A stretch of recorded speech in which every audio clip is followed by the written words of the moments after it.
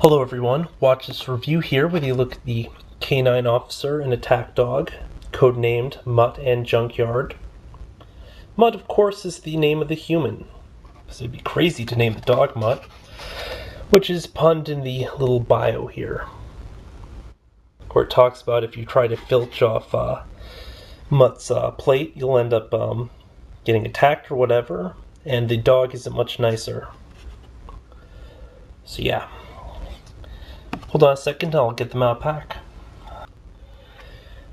The pack comes with a stand for the human, a gun, again I believe this is probably for the human, as well as some sort of a noose thing, which I don't even know what the heck it is.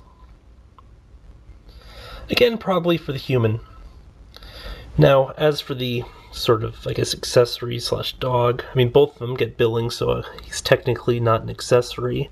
If you think he looks familiar, you are correct. The same sculpt makes an appearance in the Night Adder pack from the GI Joe Rise of Cobra line. Exact same dog, different collar, different paint. If you ever want to stock up on these little dogs, I guess we'll start by taking a closer look at the dog.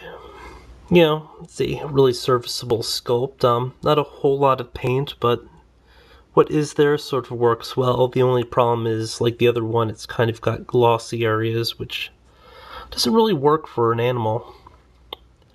Unless, of course, he's out in the rain or something. I don't know. Of course, unlike the other one, this one does make more sense because the leash is positioned so the human would have been behind it, but it's a soft rubber, so it can be twisted any which way, and you know, the collar fits a lot more loosely on this one, so it can be adjusted as well. If you want to hold him like this, or if you want the human to be on the right side of the dog, whatever. As for Mutt here, the head sculpt reminds me a lot of that one pilot, I forget what his name is. I think it was Rampage from the Rhino set in terms of the face sculpt and everything. Though I guess it's kind of a generic look. The helmet is in fact removable, and on further inspection he does look even more like the other one, I think. I'll have to go back and compare them later. But yeah, really prominent mustache there. I'm really not sure what the significance of this helmet is, but it looks like the chin guard actually pops up, so it obscures part of his face, as seen in the drawing there. Of course, it doesn't actually stay that in place, it just slides back down, so not a whole lot of point to that. Curiously, he's got this whole gauntlet slash glove deal here. I'm not sure why he would wear this into combat, but you know, it's sort of a training thing, like if a dog bites down, your arm's protected. Typically, though, I imagine those are actually worn on both arms, and you have a lot more padding on your suit and stuff in those cases. You will notice that the character has a holster here for his pistol. I mean, it's got a silencer on it too, which again is a little bit off, but I mean, who knows? I mean, you'd think if you've got like this big barking dog and everything, there's really no point in having a silenced pistol. Also, this doesn't seem to fit. You'll notice it's sort of a square slot there, rounded pistol. So yeah. Now, the vest is not removable, it's straight cast all around. No lines or anything, but you know, it's definitely a separate piece that they added on. Sorry, maybe you can just remove it. Yeah, it actually pegs from the front. And underneath you have a sort of standard like army look.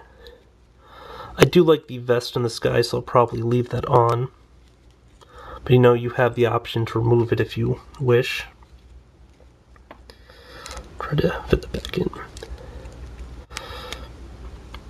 The knife, of course, is just sculpted on with some paint. It's not a removable item.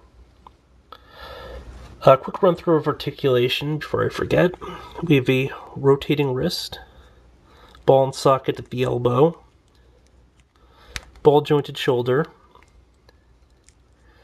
head rotates in addition to going up and down, but because of the helmet you can't get as much motion.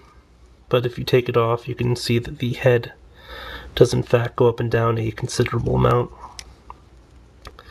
Then we have a point of rotation because he has a torso joint. He would also have forward and back motion if not for the vest. Ball joint here at the hip, double pin joint at the knee, then a ball and socket at the ankle. Not a lot of paint variation or anything, or detailing, but a pretty nice mix of colors. All in all, I do like the look of this figure. I mean, it's probably not a best of whatever. Can't get the stupid arm back in place. There it goes. I'm not sure if it's something to do with the sculpt or it's just a faulty joint or something. But, I mean, yeah, at any rate, kind of cool figure. No real complaints. He does have a sort of neat look to him. Again, kind of wish they'd gone for maybe a little bit of articulation on the dog, just because if it's an attack dog, all it's doing is just standing there and barking, but I can understand why they wouldn't. At any rate, this has been a look at Mutt and Junkyard, or Junkyard and Mutt. Until next time, folks.